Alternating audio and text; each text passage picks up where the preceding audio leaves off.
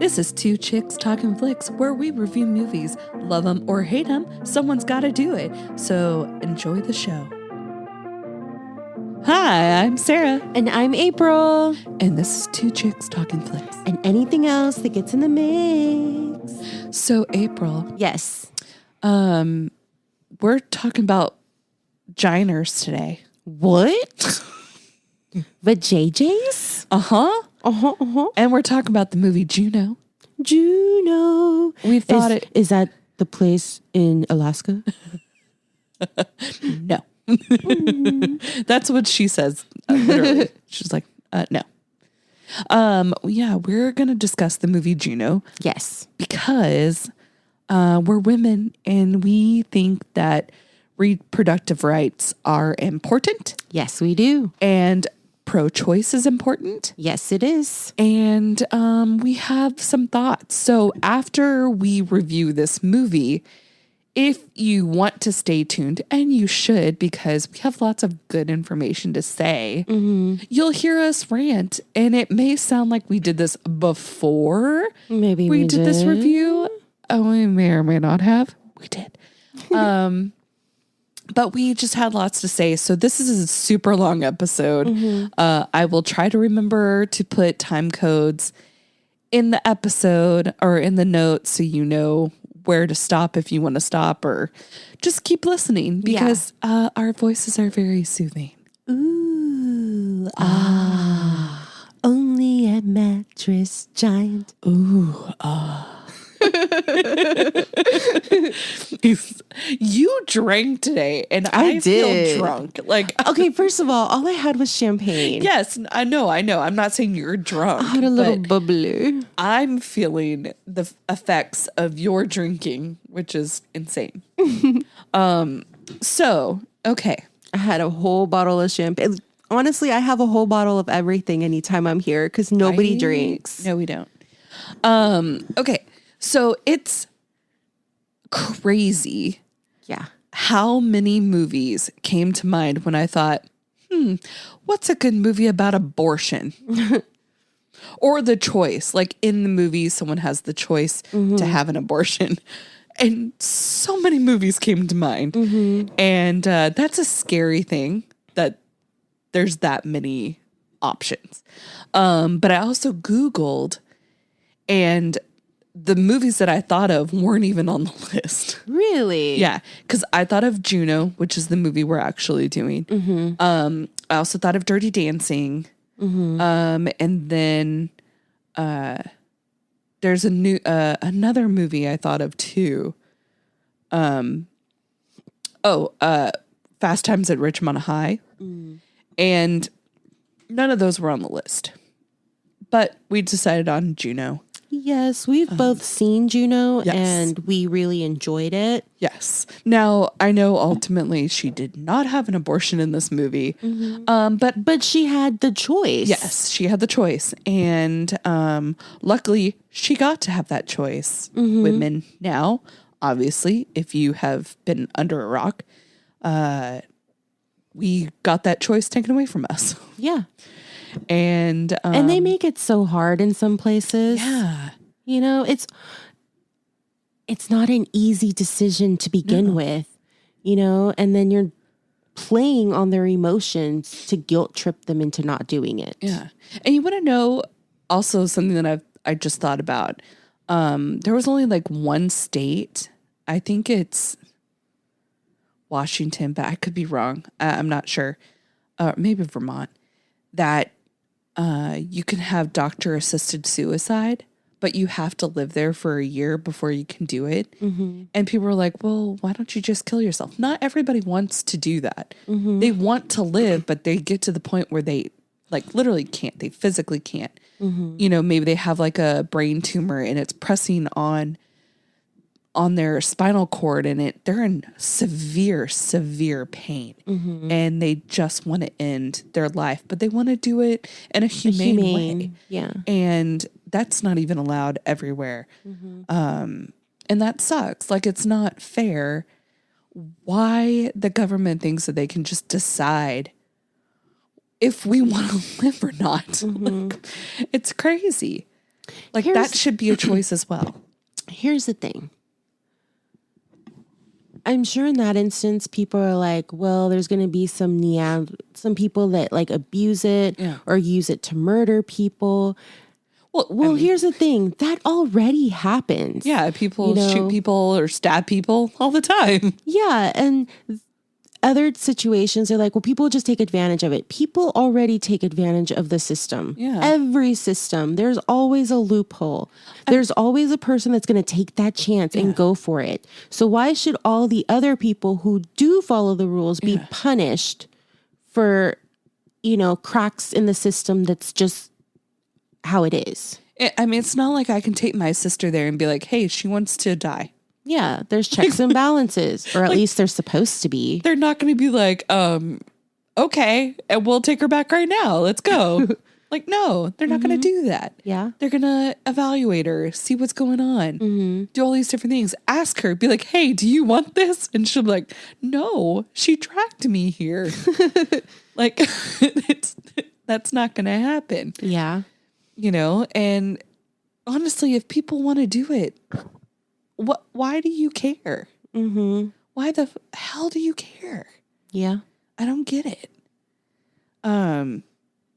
So we had to do a movie that I feel represents all of this, but also is fun. Juno's a fun movie. It is. It's a sweet story. Yeah. So for those who don't know, it is about Juno. She's a girl who got bored one day, had sex with a boy. She got pregnant. She decides automatically after she tries to go get an abortion that that's not for her, but she also doesn't want to have the baby. So she decides she's going to give it up for adoption, but she wants the parents to be cool. Like, she's just all about... She wants the perfect family for her baby. And she looked out and found visually a perfect family. And it's not like she doesn't have a good family in that, she wants this idealistic family that she doesn't have. She has great parents. Yeah. Now, is it a normal situation? No. But she has a great family home life. If you have the option of choosing the best for your child, you're going to do it. Exactly. Even if you're not going to know what happens of that kid, you want to set them up the best way you can. And she tries to do that. Things go awry. The baby comes. It's happy. And she gets her man. Yeah. Ha-ha! She gets her man. It's interesting. I've actually seen some of those stories, like adoptions, where they gave up the kid, and then because of the DNA test now, they find their birth parents, and they find out, oh, they did get married, get together, and have kids. Yep. I was just going to bring that up. Yeah. So that couple on 16 and Pregnant, they gave up their oldest daughter, and then they got married and had all these other kids. And I'm just like, what the hell? This poor girl, you're not only did you, she did a great decision. She gave up her baby. That's perfectly fine. But you're now still on TV. So she gets to see how her brothers and sisters live. And she's not with you. Like, here's the thing. You have a short amount of time to make a decision while you're hormonal. Yeah. And your entire world is upside down. Actually, what's really fucked up about it is I'm cursing like a sailor today, by the way, is that you can make up your mind and then they're like, well, we want you to still see the baby and hang out with it just to make sure you're actually sure you want to do that. Who? Like, they make you hold your baby. Like, a lot of states make you actually sit there with the baby and make sure that you want to give it up. Why would they do that? I don't know. That, again, people think that that you're just making these decisions lightly. Right. It's not. You had 9 months to think about it. Yeah. You know? Just like when you're going to have an abortion. They make you watch all those videos or stuff. Yeah, they like make you have a sonogram and like see the fetus and, you know, make sure you really know what you're doing, which is crap. Like these people are scared. They don't. Yeah. You don't want to confuse them. And then that's why that lady in the movie, Vanessa, she's so worried because it's happened before where the person changed their mind. And so she's like, are you sure? Are you really, really sure? And Juno's like, if I could give it to you right now, I totally would, but at least needs to bake a little bit more. But I'm 104% sure. You know, and it just sucks. Yeah. Like that can happen. It's messed up, man. It is. All right. So this movie starts in autumn. Yes.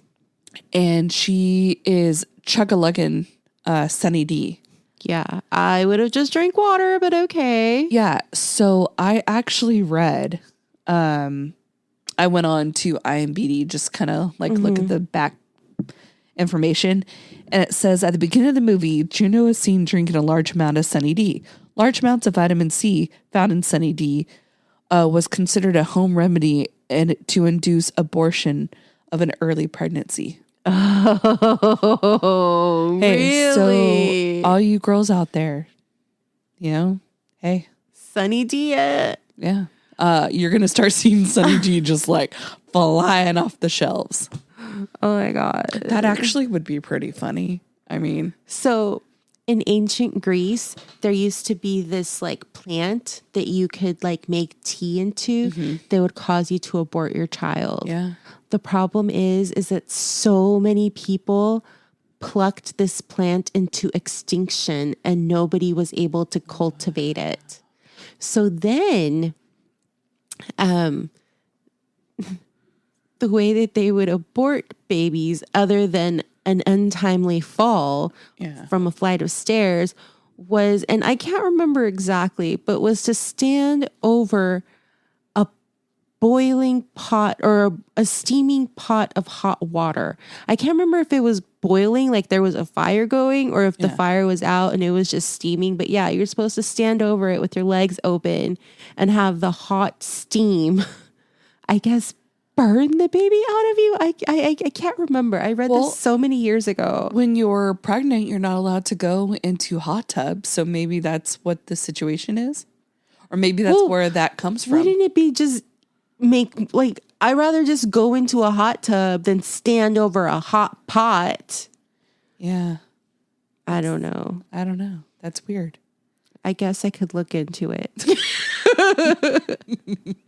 I don't know how I came across this information, but honestly, now I'm just worried that people are going to start trying to do Crazy back alley abortions and coat hanger abortions and like punch me in the stomach. You know, we're back to that. I went to bed one night and it was 2022 and I woke up the next day and it was 1950.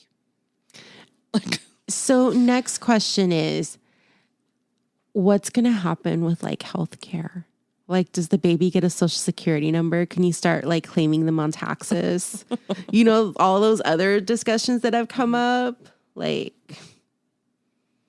could you get a life insurance policy on your unborn child? I don't know. So yeah. Who knows? It's crazy. So let's see here.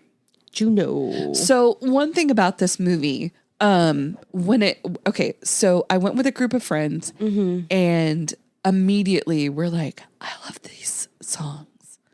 The songs are weird, but I like the songs. And we immediately went and bought the soundtrack.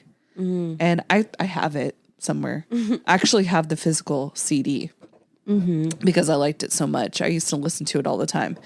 Now watching it today, I was like, God, these songs suck. I still like them. I still know them, but I was like, these are kind of terrible. What are your thoughts? On the music, I never really paid it much mind. Oh, really? Yeah, no. It never It was never a blip on the radar. I think it's because they all kind of sound the same. They do. But they're all different. Except for the song that they play at the very end. They play that twice in a row. But other than that, I like that they use different lingo. Like it feels like it's in a completely different time.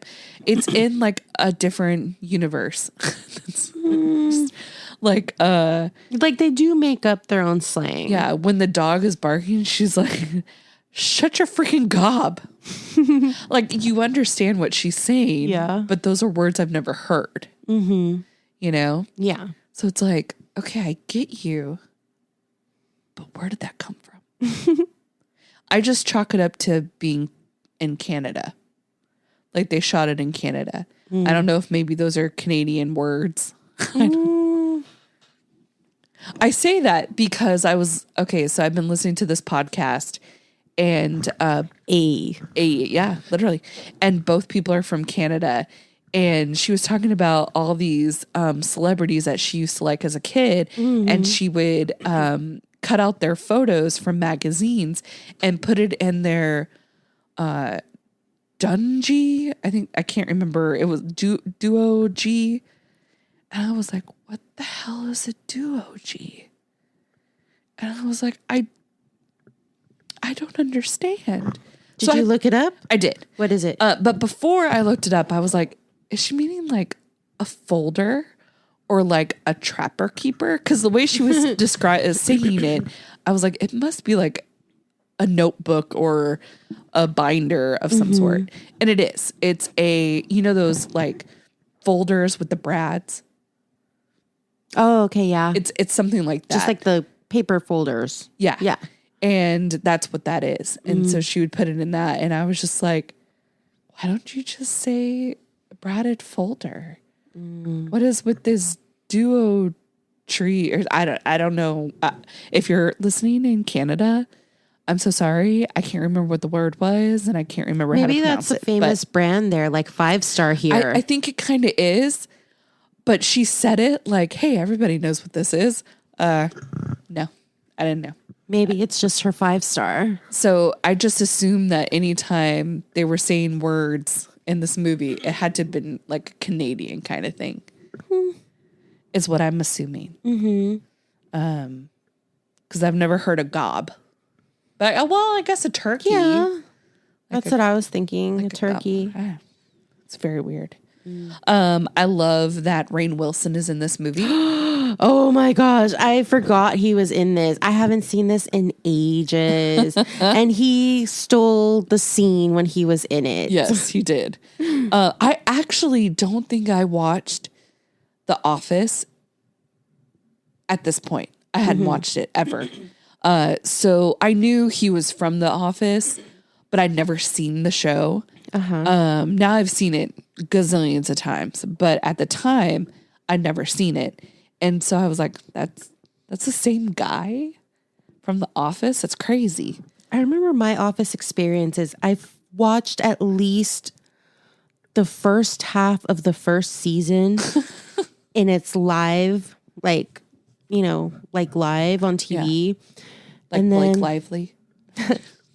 And then after that, I would watch an episode here and there periodically as I came across it. Yeah. But again, I just stopped watching TV after I moved back. Actually, when I moved to New York is kind of when I stopped watching TV, I feel. I like how he says, it's not an Etch-a-Sketch. That's one doodle that can't be undid. Oh my gosh, he has such good lines. Yeah, and like, I think me and my friends were sitting there and we're like, okay, we're in. that first part, we're like, okay, this is this is a movie we're going to love because this is so bizarre and so weird. We're in. I know. I thought she was at a gas station at first. And I was like, I've never noticed pregnancy tests at a gas station. Yeah. And you're like, well, it's more like a little store. Yeah. So I'm going to check out the little convenience stores and see if they sell pregnancy tests. I would assume they probably do. Because you're a convenience store. I mean, that's what Walgreens is. It's a convenience store. It's a corner store. On the corner of happy and healthy. Yeah. So one thing I absolutely love in this movie, and I have actually looked up and I want to purchase, is a hamburger phone. Why? I don't know. I love it so much. And I remember one day I was like, you know what? I want to use my house phone. So we got all, everybody was on the phone. So we did a little party line and I was like, ooh, call me on the house phone. Call me on the house phone. So they called me on the house phone and oh my God, a landline is so much better than a cell phone. Yeah. And you don't know that until you've been on a corded landline phone. Like the voice, like everybody's voice sounded different. Yeah. It sounded so crystal clear. It was beautiful. Mm-hmm. And I remember after that, I tried to make a point of like calling people on the house phone. I was like, oh my God, call me on the house phone. I want to hear your voice. I want to hear your voice on the house phone. So one time me and my friends were playing catchphrase and we were in teams and I was on a team with my friend Natalie. And Natalie. And so her and I had seen this movie together. Mm-hmm. We'd also watched Dane Cook and his comedy stand-up. And at one point he says, I don't even have time for, and the word is English muffin.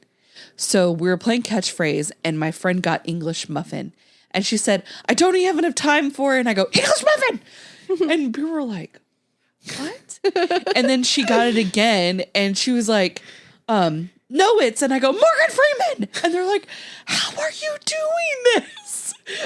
And we got the Morgan Freeman one from this movie because it's just so random when she's like, Juno, when she calls her friend on the hamburger phone, she goes, Juno? And she goes, no, it's Morgan Freeman. And we were killing it at this game. People were so mad. They were like, I don't understand how you're doing this. So Sandra and I are not allowed to be on the same team when we play games like that. We weren't allowed to do that anymore after that. Yeah, either. Because I can't remember what game it was. Like, I know one of the games we've played together is like apples and oranges. We're not allowed to be together. Apples and oranges? Or apples and apples? I don't know. Apples to apples? I don't know. Okay. But like, whenever we go to Pablo's house and there's games, team games like that. I'm sorry. Sandra and I cannot be together. I remember one time the answer was the presidential election. And I was like, it only happens during leap year. Or it was like, it only happens on the year or some, like you can't say certain words. Yeah. And I just said leap year. And Sandra was like, presidential election. I was like, fuck yeah. And then there was this other game where they kind of name stuff that sounds dirty. Yeah. Right. And then at this point I was now doing retail and one of them was like shaving cream.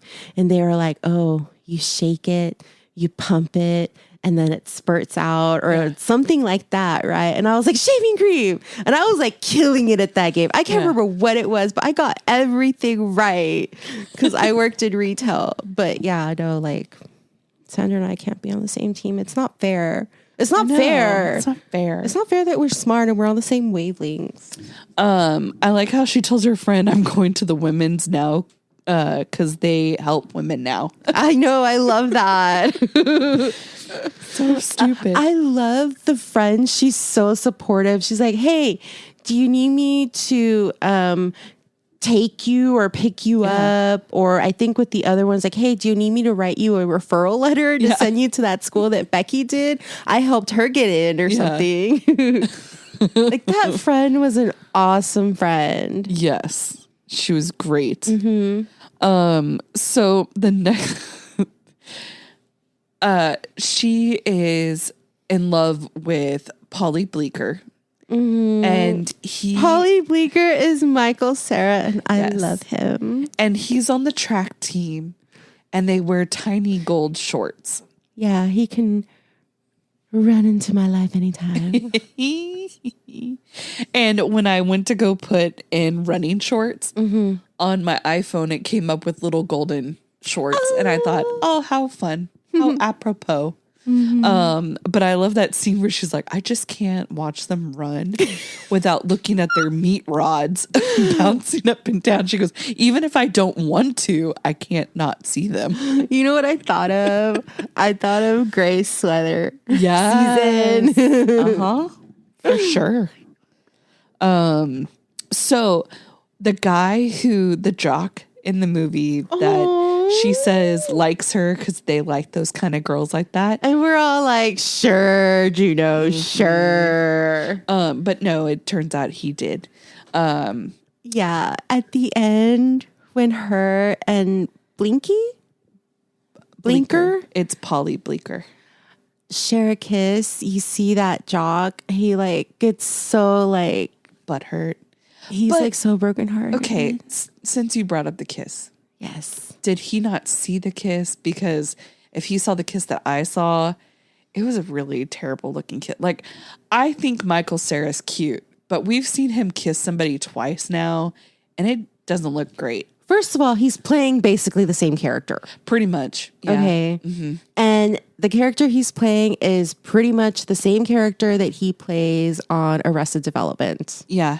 And that is the perfect character for him. Yeah. He just doesn't look like a good kisser. I'm going to say it there. I said it. Okay, but have you seen him in This Is the End? We should do that next. Just have a Michael Cera summer. And Scott Pilgrim. Oh my gosh. I think we have to do Nick and Nora's Infinite Playlist too, if we're going to. Okay. So the guy who likes her, he played Shane, I think it was Shane, on Degrassi. And he was more like the Michael Cera or the Juno in that show. He was like the kid for the wrong side of the tracks, always got in trouble. He was brooding and blah, blah, blah. He was a mechanic. What? I know. Oh my God. I know. And so it was weird to see him in this movie and he's like the jock. I was like, no, you're not. You're the kid that wears jeans and white t-shirts and fixes cars. Let him have his moment. Don't let him be typecast like Michael Cera. Well, I'm sorry, but that's all I can see him as. Because I've only literally seen him in two things, this and Degrassi. Maybe you should just stop watching TV. By the way, I watched all of Degrassi and I never heard them call that folder by that name or say any of the words they say in this movie. Just wanted to point that out. I've never watched Degrassi. You should. It's really good. Yeah, it's on my list. Yolanda told me. Yeah. That and Kevin Smith is in it, and I do want to see it. Right? And there's even the new class or something, but like, I just can't watch anything. I watched the original Degrassi and then the Next Generation. I haven't watched the new class. I don't know about that. I tried it because I thought it was a continuation. It was not. Yeah. I'm never going to get around to watching any of this stuff. So I love that his character, Polly, loves orange Tic Tacs. I had a thing for Tic Tacs way back in the day, but they changed them. Yeah, it's just a random thing to love. Okay, listen. What? I loved the white Tic Tacs. They were my favorite. I like the green Tic Tacs, the light the green wintergreen ones. or the spearmint? The wintergreen. Okay, but here's the thing. So before cinnamon as well. You can't even find them. All you can find is like the wintergreen or like the orange or like the fun colored flavors. Yeah. But anyways, back to my TikTok story. Okay, sorry. Okay, so they used to be thinner. And the way I would eat them is I would kind of eat it in my mouth and kind of basically suck off all the color. And then once all the coating was off, then I would use like my front teeth, like my beaver teeth, and I would slice it. Like I would cut into it and it would slice. And my goal was to always get the thinnest slice. And that's how I would eat them. But now they made them like bigger. Yeah. And it's not the same. You can't do the formula changed actually. Right. Because before, you remember Lemonheads, how it has that hard candy in the middle that you can kind of slice. Yeah. That's how the old Tic Tacs were. The new Tic Tacs have a softer inside. So even if you try to like slice it, you can only really do one slice, which is slicing it in half, and that's it. You can't do any more slices. Those bastards. I know. So I don't really eat Tic Tacs like that. People still buy me Tic Tacs from time to time, and I mean, I'm still going to eat them. Yeah. But I'm not going to enjoy them like now it's just a breath mint. Yeah. They're not the same. I've moved on. So I like the girl. She says all babies want to get born. And she's really going hardcore. She wasn't. She didn't even have an audience. She didn't. She was just out there working for her conscience. You know, she actually seemed to me that like someone, like her mom made her go out there and do that. Mm-hmm. Like that's the feel I got from her. That her mom was like, you need to go out there and you need to hold this poster and you need to tell people that all babies want to get born. Yeah. And sent her on her way. I feel like it's one of those like self-guilt trips. It's like, well, I did what I could, or I did my best, you know, or I tried. Maybe. So, it's not that she doesn't believe it. Yeah. It's just perhaps more that her own self-guilt trip that if she doesn't say or do something, she will forever be haunted. Could be. The girl at the clinic. Oh my God, she's the worst. Juno seem normal, which is a far cry. Like that seems crazy, but she does. Yeah, I think that was probably the only character that was really out of sorts. So she's actually like was a big adult, like an older adult in this movie. She plays teenagers all the time, but she's actually was like in her 30s when she did it. She's on She's the Man, and she plays Eunice. I saw the movie. I don't remember it. She plays the character that is like the nerdy girl. Don't remember. Oh, she's the best. Like her character's the best in that movie. And so when I saw this, I was like, oh, it's Eunice. But, you know, obviously she's not playing the same character. But I love how she says it makes your junk smell like pie. She was really trying to give out those condoms. Well, that's kind of part of her job. She's like, I'm doing all I can. Yep. One dick at a time. She's trying to connect with the youth. That was her shtick. I love that they find them in the penny saver, the adopted parents. Yeah. So I think that was definitely the husband because she was shocked. When she was shocked, I just thought maybe this was something that they hired the attorney for and the attorney would just put it everywhere. And then when he mentioned it, I put it in the penny saver for Christ's sake. It only took 2 weeks. I'm like, oh, he did that. He was probably like, honey, I put it in the paper, which makes me think like, I would have at least bought one issue to see it, you know, maybe he put it the first week or one ad so that she could see it in the paper. And then he stopped and moved it to the penny saver. Yeah. Cause that seems like something she would have had her hands in. Yeah. So maybe just the first run so that she could see it. Or maybe she put it in the newspaper and then he was like, nah, we're going to put it in the penny saver. Yep. No one's going to look at the penny saver between the bird ads. So the parents that want to adopt the baby are Mark and Vanessa, played by Jennifer Garner and Jason Bateman. Yep. Who plays Michael Cera's dad in Arrested Development. Yep, he does. His character is like a male Juno. Basically, like just he's into music, into like all the same stuff she's into. He's into. And so she thinks he's super cool. And for her, she's like, oh my gosh, I can give my kid like the perfect home. Yeah. Because the mom seems to really care. And the dad is like cool. Yep. But then the dad is a dick. Yeah. First, he tries to hit on a 16-year-old. I don't think that was hitting on her. It was getting a little dicey. Because didn't he say, like, you could come visit me? I think all of his normal friends are working. So it's feeling young. I didn't and mean hanging that. out. I meant when he said he was divorcing Vanessa, I think he meant like he was moving away and she could come. Like, I didn't catch that. I thought he said that. Like, it was when they were dancing, inappropriately dancing. It wasn't inappropriate until she put her head on his chest. And that was kind of like, this isn't right. She was emotional. What's his face was going to prom with what's her face? True. Stink face. That's just her face.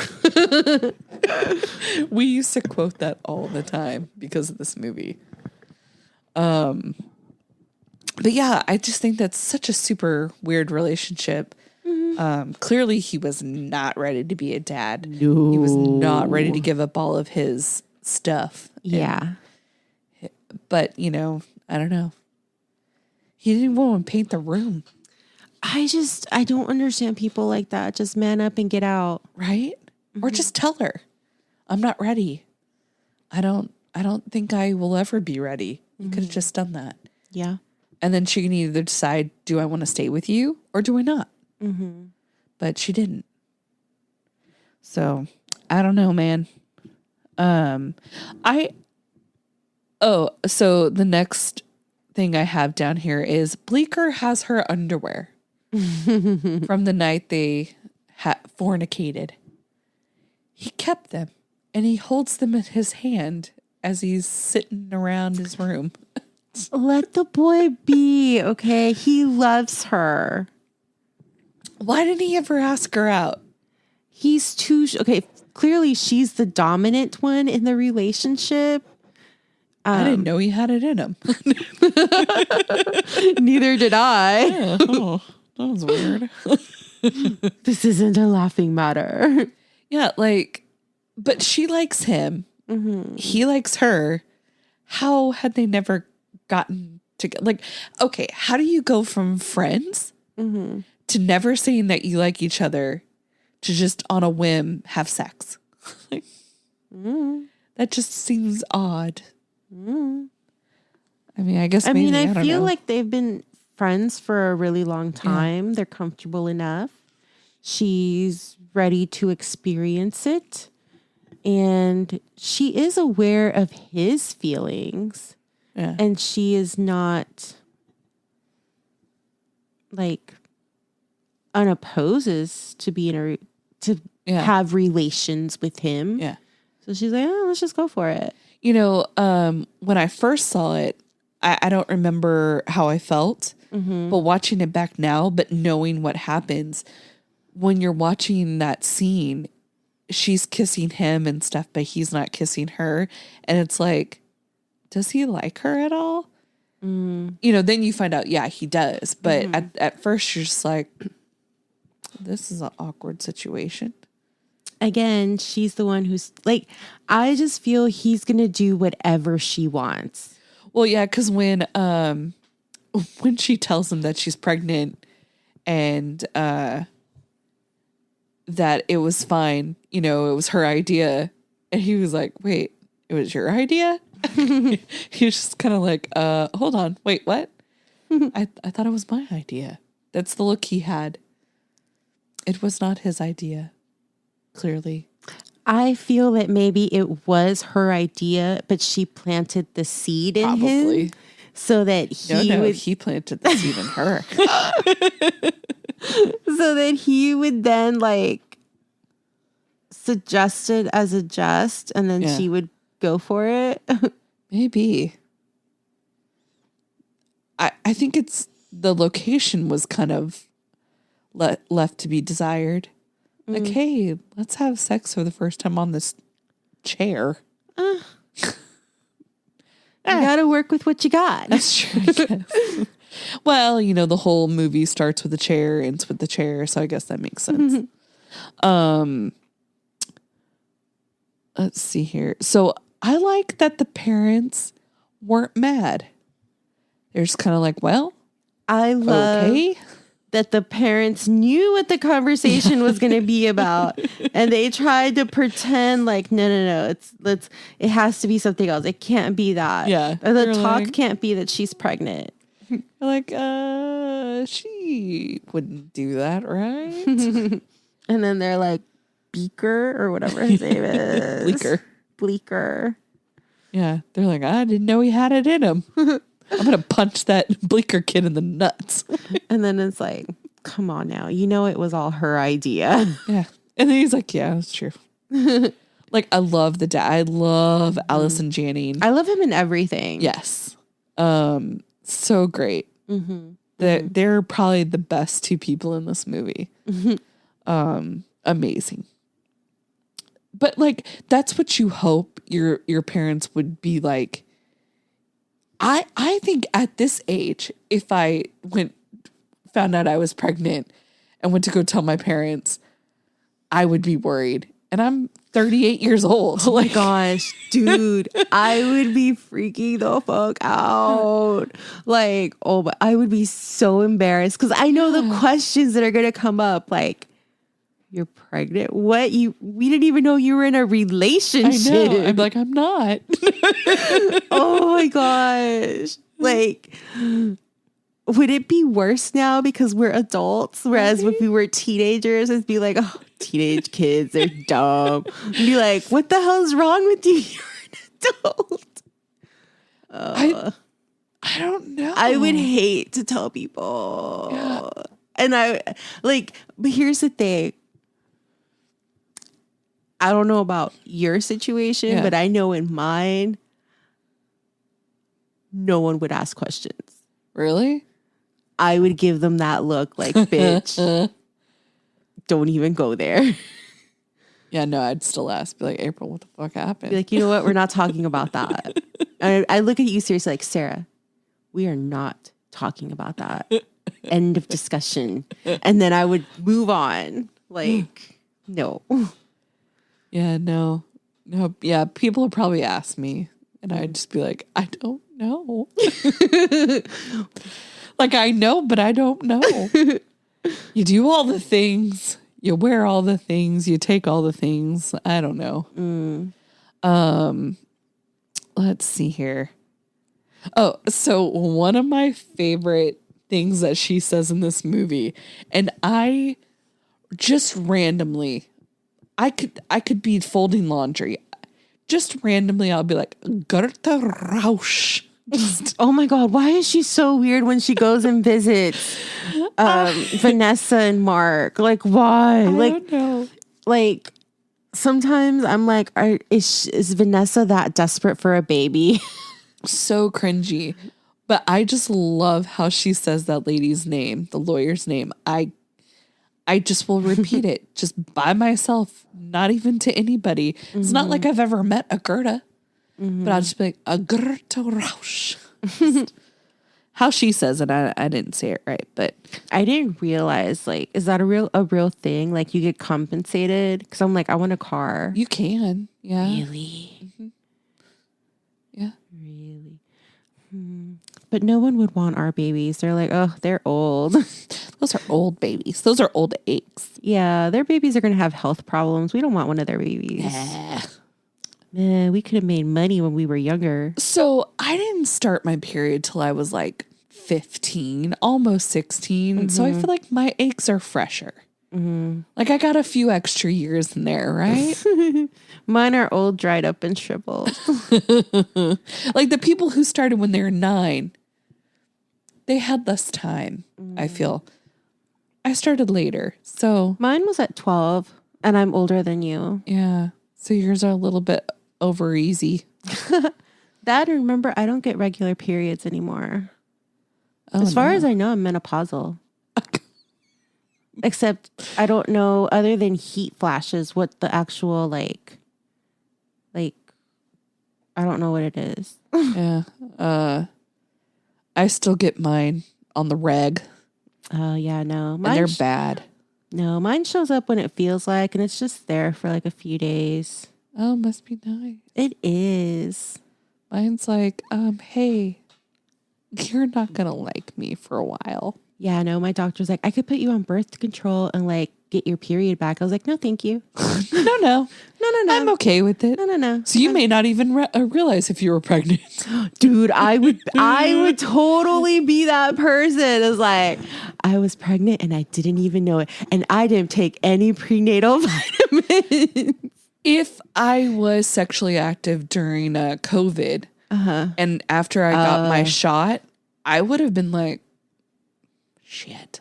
Because I didn't have mine for 4 months. It just went away. But that didn't happen. Isn't it nice? But you know what's really funny is I still was like, could I be pregnant?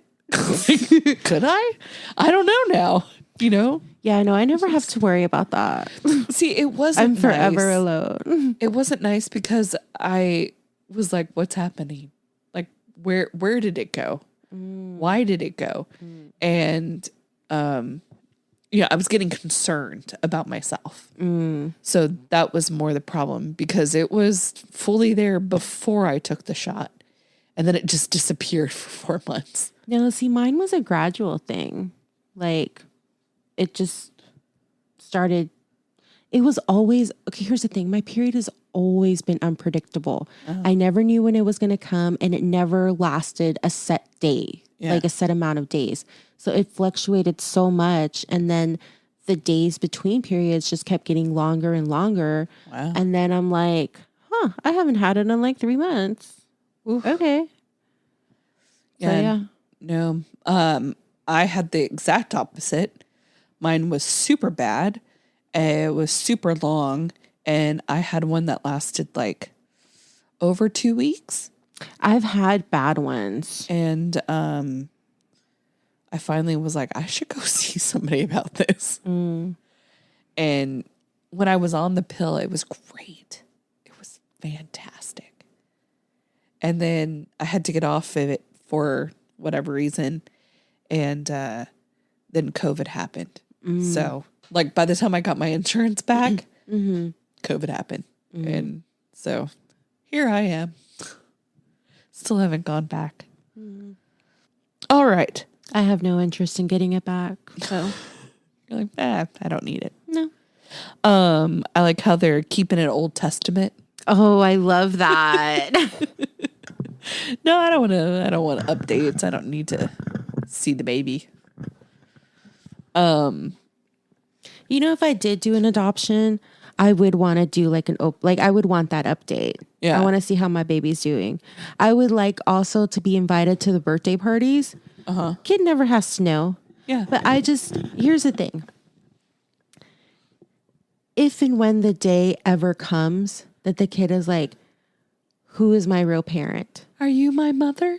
Be like, oh, it's the girl that always comes to your birthday parties. Aww. You know, the lady who I say is like my friend from work. Yeah. It's her. You know, so that way the kid will not necessarily have a relationship with me, but at least know like, okay, you know, like, so I would actually want an open adoption. Like these are my thoughts on adoption and being the person giving up the baby for adoption. I would hope that if I ever adopted a kid, that the mother and or father, depending on what the situation is, writes a letter to the kid, and I would 100% give it to that kid. I'd want them to know that it wasn't because they didn't want you. It's not because they're horrible people. It's not because you were unwanted. It's because they just couldn't take care of you. Yeah. It was not a good situation for them. And I hope that that's the kind of thing that they would put in a letter that I would give them when we finally decide to tell them. And I hate that people don't tell their kids that they're adopted. As soon as they're old enough to understand, I would 100% tell them. Same. My child would know that they're adopted if they were that young. I'd be like, we got to pick you. Do you know how special that is? Like, you're special. Like, yeah, I could have made a kid And who knows what they're going to be. I don't know, but I knew what you were going to be. And I picked you. Now, in that same breath, how if I gave a child up, I would want at least, like, I would totally respect the parents' wishes. You know, if you don't want me to interact with the kid, you know, I'm fine. Yeah. Let me just come in, drop off the present, see the kid, wish him happy birthday, and then leave. You know, I just want to be a face that when he asks or she asks questions and you say who I am, that they'll picture my face. It's that person. But if I were doing the adopting, I would be afraid of some crazy nut job trying to like disrupt my household. You know, because I'm not saying that people that give up their kids are crazy. I'm just saying, like, you don't know this person. Right. You know, like you have had people that have given up a baby and then want it back, and they've had to like make laws about that. I would hate to have my baby taken away. So I would, if I was giving up a baby, I don't know if I'd want an open adoption, but I would 100% think it'd be okay if the parents wanted to send me updates, you know, just not every month or anything, but, you know, just gradually like, hey, this is where your kid's at. This is what's going on. This is what they look like now. And then I would want them to know that if the child ever has questions, ever wants to see me, I would be willing to talk with them and that'd be fine with me. Because, you know, I hate how parents get mad when the kid wants to meet their biological parents. I don't get that either. Like, it's a natural thing. It's, you know, you would want to know. Yeah.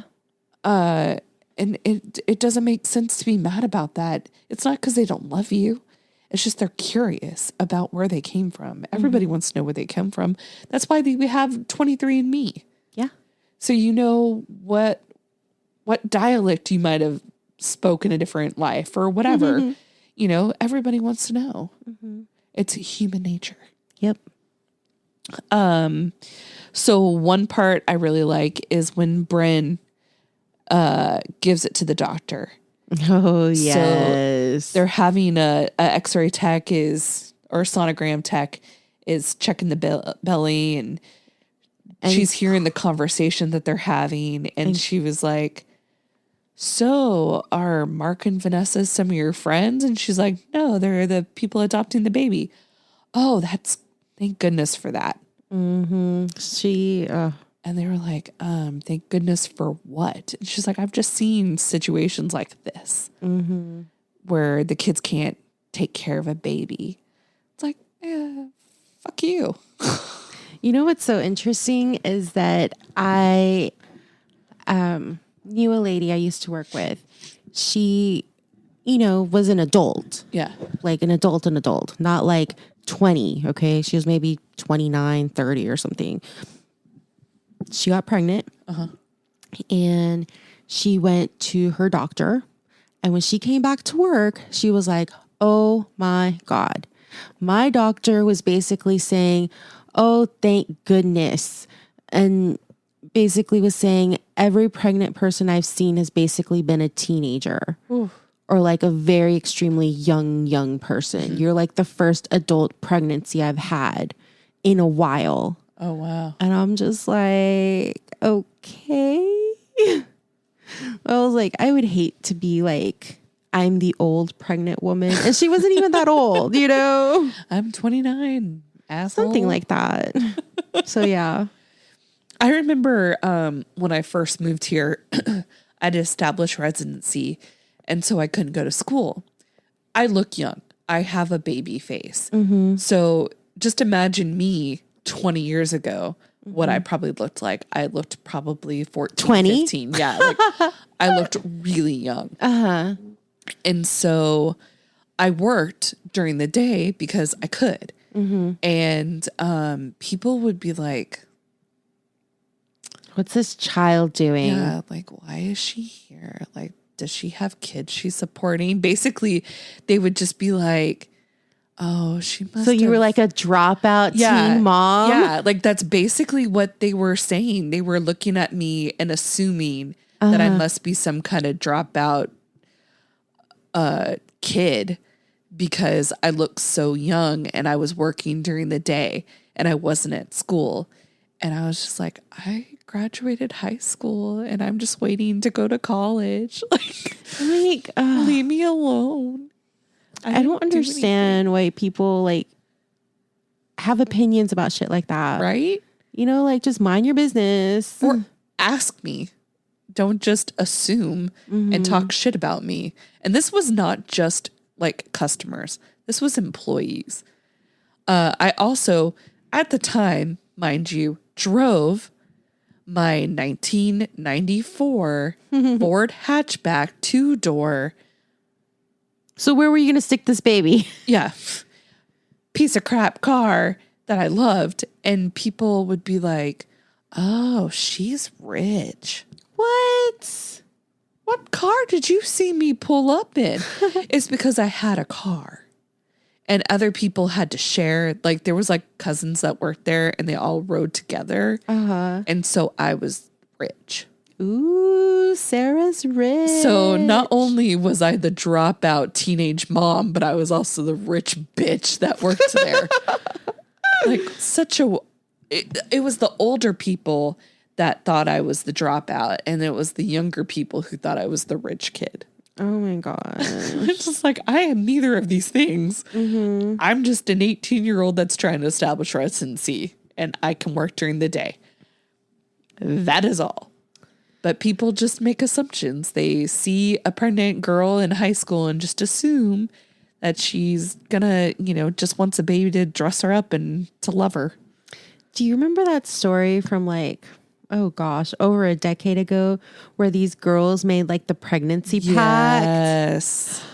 The most shocking part of that story was the girl that slept with the homeless man. Yeah. Oh, I never heard that part. Yes, there was a girl that slept with the homeless man. Wow. She couldn't find a single boy at her high school to get her pregnant. Right? Like, oh my God. I didn't have a lot of boys in my high school asking me to sleep with them, but I feel like if I was really trying, I could have found somebody. Dude, I'm sure there's a Lifetime movie on this. Oh, there is. I've seen the pregnancy pack. Okay, don't tell me anything. I will look that up. And I don't remember a homeless part, but it could have been there. I don't remember. I could have sworn one of the chicks slept with the homeless man. That sounds about right. So let's see here. Oh, I love how she says, she's like, aren't your parents worried about you? She goes, I'm already pregnant. What other kind of shenanigans can I be up to? I always like to use that word shenanigans. And I say that all the time. I'm always like, what kind of shenanigans would I be up to? I'm 38 and single. What would I be up to? I don't know. Sexy, free, and single. But Ready I also to really finger. love when Bren asks her, like they're talking about the dog, and she's like, when you leave the house, I'm getting a min pin. She's like, whoa, big drink, or drink big. We used to say that after this movie. Whoa, drink big. Let's see here. Oh, so a part that is uncomfortable. I mean, it's a cute scene, but also kind of uncomfortable when Vanessa is talking to the stomach in the middle of the mall. It wasn't like they were over to the side. Like literally it was right in front of the elevator door. Like, pick a better place. Juno is very spontaneous. Yeah, true. And Vanessa needs to get what she can when she can. Yeah. You know, so if she's saying you can touch my pregnant belly, maybe you should talk to the baby, you may not get another chance. True. So yeah, it's awkward and weird, but this is the moment that has been offered to you. You need to take it.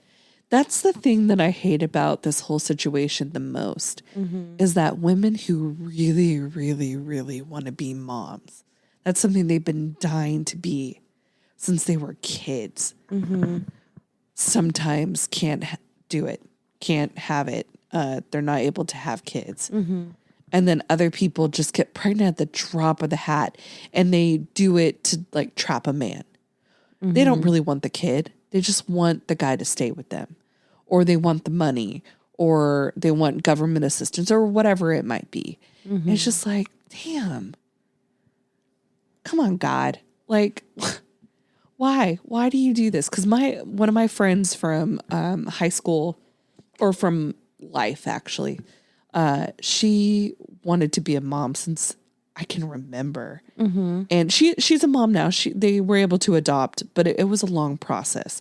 But she tried for years to have a baby. And was it her or him? I think it was her. And she just wasn't able to. And it sucks because she wanted to be she was a mom before she was even a mom. And she just couldn't do it, you know? And it sucks. And then there's other people who are like, ugh, my kids, I hate them. Wish I never had them. You know, just like, ugh, it's awful. Yeah. But that's what I'm saying with Vanessa. Like, she wants to feel all that stuff. So it's really sweet that Juno sees that would mean a lot to her. And she's just like, why don't you get a baby shower? Like, that seems odd. Yeah. Like, she just doesn't realize that it's not set in stone until the baby is in her arms. Yeah. And, you know, and even if it is, adoptive moms don't generally get a baby shower. Really? Yeah. I mean, I want a baby shower. I want a child shower. Hey, you know, everybody bring your children that you don't want. I'm gonna get me like at least a 2-year-old that's been potty trained. There you go. Yep. I'm going to have me all the missed birthdays. Bam. Boom. Bing. A child shower. Whatever, whatever. You're going to be there and you're going to bring a gift for my baby. That's true. I would. I definitely would. Let's see here. Stretchy pants. One of her worst fears is having to put the elastic into her pants. And by spring, her stepmom is putting in the elastic. And April was like, that's how they do it? Yeah, like, I know they sell pregnancy clothes. Yeah. Like, why would I mess up a pair of jeans? But I know pregnancy clothes is expensive. Yeah. But like, I guess it would be cheaper to just buy elastic and then cut up your pants. But I would hate to cut up my pants. Not all the time do you have to actually like cut them. Sometimes they have where you can like sew it in and then you can undo it.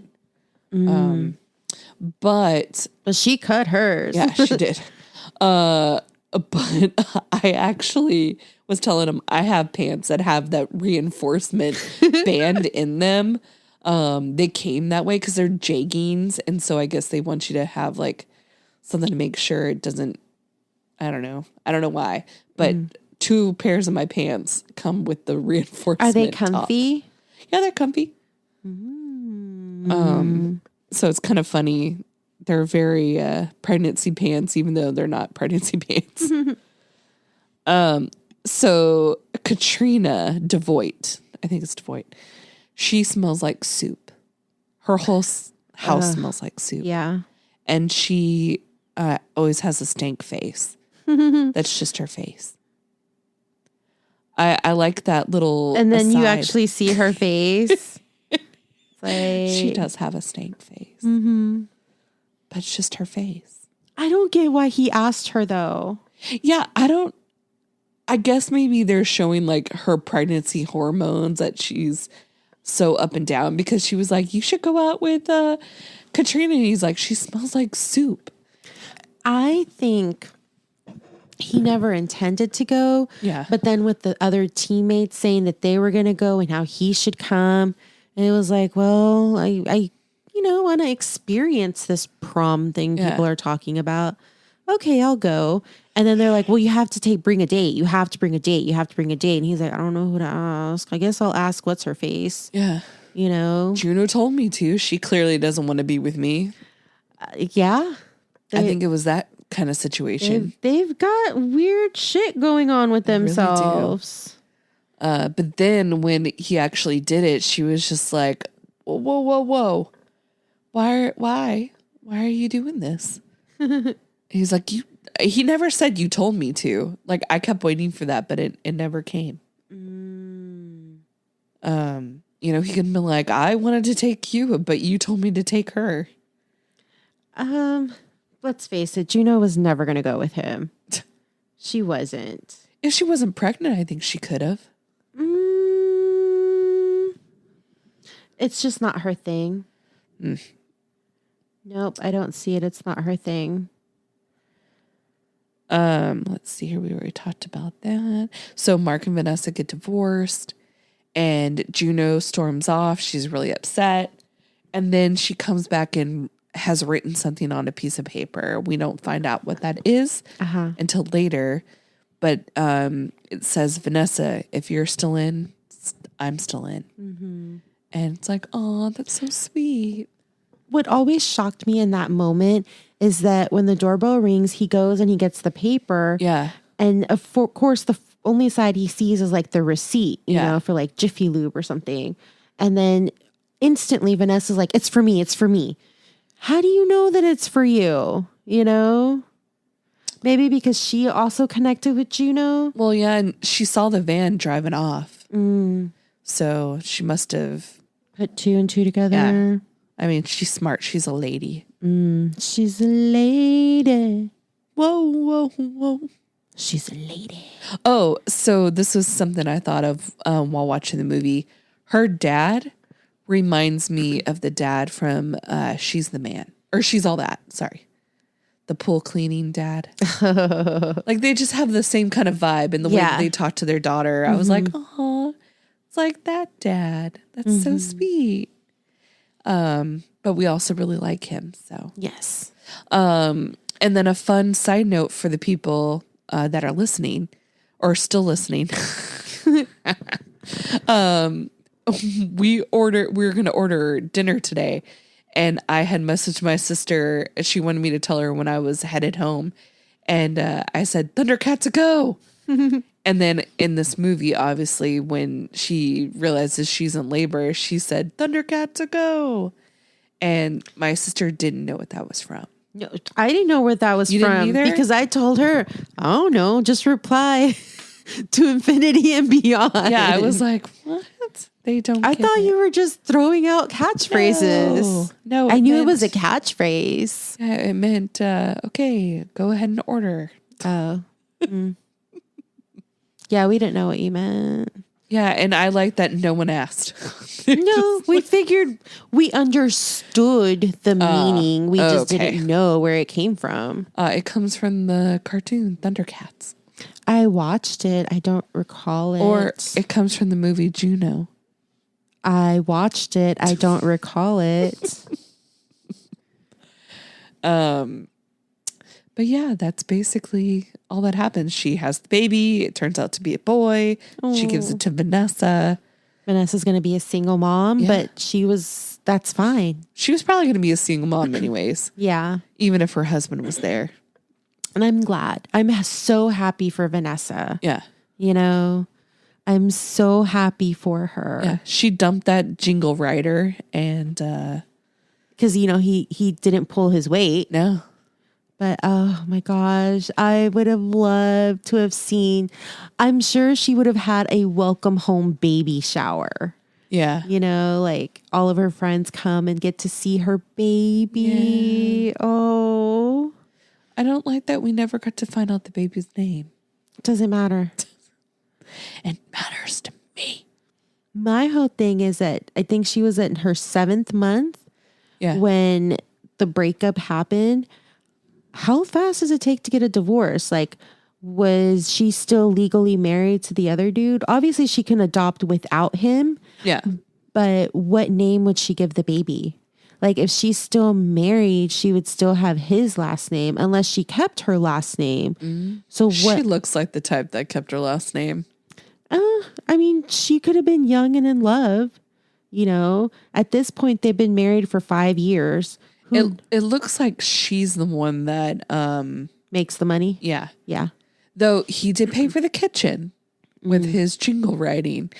But when he tells her she gets mad when he's watching movies during the day because he's not contributing to the household. Yeah. That makes me believe that she's the one that makes the money. Oh, definitely. Definitely. So most women that are like that have established career, they keep their last name. Dude, I'd keep my last name. It's bitchin'. No offense, Dad, but I would totally get rid of mine. Really? It's not great. It's not great. I like my last name. Like, you would have to have a really good last name. Yeah. For me to consider even changing it. But if it's something dumb, like, no. Yeah. If I could be Julia Gulia, I would totally do it. But if that's it not in were the cards. another A name, because like superheroes always have like double letters, like Bruce Banner, Peter Parker, April, something with an A, I would definitely consider it. April Adams. I don't really like that. April Andrews. I don't like that either. April Anderson. I don't like that. April Apcott. I don't even know if that's real. April Apple.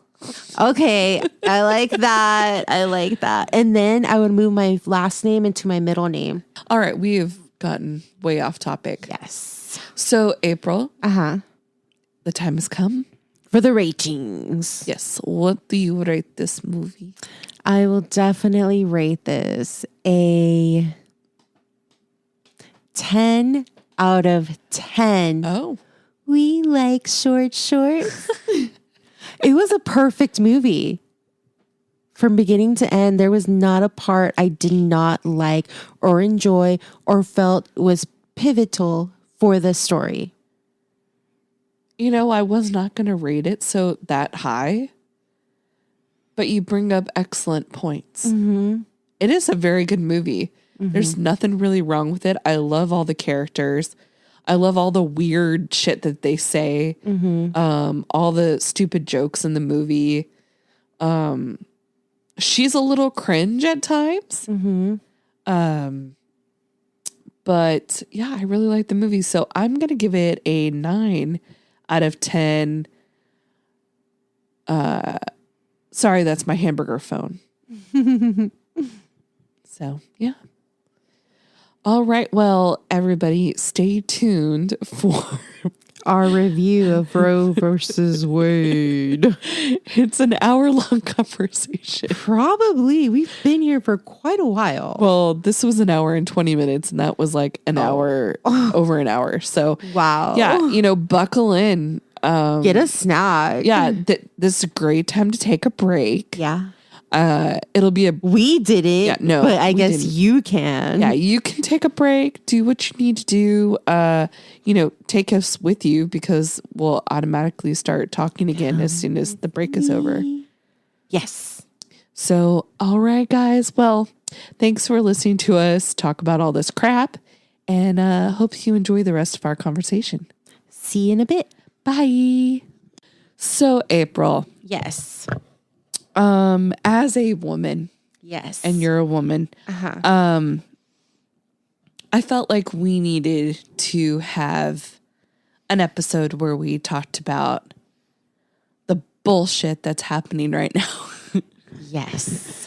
If you weren't aware, we are Americans living in America. Yes. And apparently we are second-class citizens just because we have vaginas. Exactly. And I ultimately feel that the only way to fix the situation is for women to get their asses in the seats of the Senate and the House of Representatives, because this shit's not going to change until we do that. No, it's not. It's interesting because, like, we're discussing Roe versus Wade. Yeah. That was overturned. And now, according to federal law, it is illegal to get any type of an abortion. Yeah. They left it up to the states to decide. Yes. And unfortunately, we live in Texas, and they were already not cool with it. Yeah. But I did see that a female judge, she had put in a Injunction, kibosh, an injunction to stop it from not happening. And now there are people that are trying to get her fired because she did that. Yeah. And the only thing I can think of that would make this situation better is, first of all, okay, this is my real answer. Okay. And then I will tell you my fun answer. Okay. So my real answer is they need better sex education in schools and teach girls about their bodies, practice safe sex. That's all important, and that should be done. Secondly, my fun answer is all men should have vasectomies because they're reversible. So maybe when they start turning the age where they start to have boners, they shouldn't have to go get a vasectomy until they are married, and then they can have them reversed, because they're not going to do it. It's not up to the guys will not do it. If they have the opportunity to sleep with you without a condom on, they're going to take it. And I just saw a story the other day that they have, they're testing male pills. And I was like, I don't trust a guy. And see, in that same breath, like, unless it's legally required for them to have a vasectomy, I wouldn't believe them. Yeah, I wouldn't either. And the idea of, here's the thing, you can be on birth control, but there's certain medications you take that can make it not work. Yeah. And so then you would also have to do the condom. You would have to do the double thing on that. Which you should anyways. Unless you're married or in a monogamous relationship. Yeah, or not a child, a teenager, like someone in college, like someone who's actually able to take care of a child. Just wear the damn condom. Here's the misconception about abortions. Yeah. People think that it is a large majority of teenagers doing the unwanted pregnancy. But they're not. No. It is adult women, some of them maybe even married, that are having these abortions. Yeah. Some of them are doing it because A, they're not ready to have a child, and B, because it is medically necessary, because it is endangering their lives. Yeah. And all they're thinking about is the unwanted teen pregnancies. Yeah. Or they have this idea of it's these women that are just partying at the club, sleeping around and getting knocked up and then getting abortions. I'm not saying that's not happening, but you don't hear about the other pregnancies. I'm going to say a majority of the girls, like younger girls who go and get abortions, it's the ones that they're like, I'm in love with this boy. And he convinces them, we don't need a condom. I'll do the pull-out method. Yep. It'll be fine. I love you. Yeah. And then they get pregnant. And he's like, I didn't think that could happen. And here's another thing about these young teenage girls. I mean, I don't know how much an abortion costs. Yeah, I don't know. But they're going to have to tell an adult to get the money. On the cheap end, maybe $200. Reasonably, maybe $500. Yeah, I think they're like in the thousands now. Wow. And I was just thinking about the pill. If you get it like quick enough, if you actually need a procedure, then yeah, I can see it being more costly. Yeah. So who can afford that? Not a teenager. Exactly. Unless a parent is aware of it and is, paying for it. Like my whole thing is when I was in high school, I was against abortion. Like not just because I was like, oh, religious, like I'm against it. Like I just was like, no, you wouldn't want to kill your baby. Like, no. But as I've gotten older, I realize it's not just that. There's a multitude of reasons. Yeah. I'm sorry, but I would not force a girl who was raped to keep a baby that reminds her every day that rape happened. Now, I understand it's not the baby's fault. I get that. But it's also not her fault. And it's her choice to not have to live with that day in and day out. Yep. Or, someone who knows that the baby is not going to survive. That is messed up. Yeah. To carry around a fetus that is not going to thrive, and you have to carry that to full term. And then people commenting on your pregnancy. Yeah. I've seen so many videos and tweets and just everything, especially from doctors, and it's like stuff I like that particular scenario. I never even considered that, just think about all these poor children that are already in terrible situations. You're going to have more of them. Yeah. Like if we had adoption, it was easier. Well, okay. So the biggest problem is that I think we take adopting a pet stricter than adopting a child. Like it seems like the people who get their children taken away a lot of times, it's because the kid got hurt in some weird way and they think the parents have been abusing them. And it's not always the ones case. That really are abusing them don't get taken away. They get multiple calls to 911 and visits to the hospital and nothing happens. Yeah. And then you have foster parents who are god awful human beings that are doing it for a payday. And they don't care about that kid. I have such mixed emotions about it because it's like, okay, it's a person, but it's not a person till it's born, I feel, personally. And I feel until the child can survive outside of the womb, it is not its own. No. On its own being, you know? I just don't understand why the government feels the right to tell me what I can do with my body. And see, that's the thing right there that people don't understand. I am pro-choice, but let me tell you, I have never been pregnant. No. And if I were, I can say, honestly, I don't believe I would ever strongly consider getting an abortion. Yeah. That doesn't mean that I would or I wouldn't. It's just that I've never been in that situation. Yeah.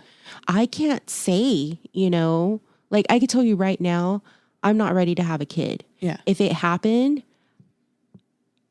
I would tell you right now, I would probably suck it up, and just go through with it. Yeah. But then again, I'm not in that situation. Yeah. I don't know what I would do, Like there's so many parents that want to, or more, so many people out there that want to be parents. And I wish we have plenty of kids for them. Yeah. But a lot of them, like people, want puppies or babies. They don't want the 3, 4, 5, 10, 16-year-olds. And it sucks. There's just not enough people who are willing to take in older kids. So a few years ago, I actually did look into adopting. Oh, really? I did. And as a single person, with the amount of money I make, I wouldn't be given a child. And it costs a lot to adopt. It does. It I costs so much. don't understand why it costs so much. And here's the thing, like, I could biologically have my own child, and my child would have everything it needed. Yeah. You know, like, we would make do, like, we'll make it, Yeah. you know, but it's different if I were to adopt. Yeah. You know? And it's like, and I especially, oh my gosh, I would see like these siblings and I'm like, oh, I would want to adopt them together. I wouldn't want to split them up. Yeah, I've never understood why we do that. And I'm like, I don't want, if I were ever in a position to adopt a child, I would probably take siblings just because I know they're hard to adopt. Yeah. You know? Well, like my sister and I, we had an opportunity to foster 2 little girls. And our only caveat is that if we brought them in, they were ours. We weren't going to give them away. We weren't going to take them back or send them back to their mom. They were going to be here because I was not going to do that to my sister.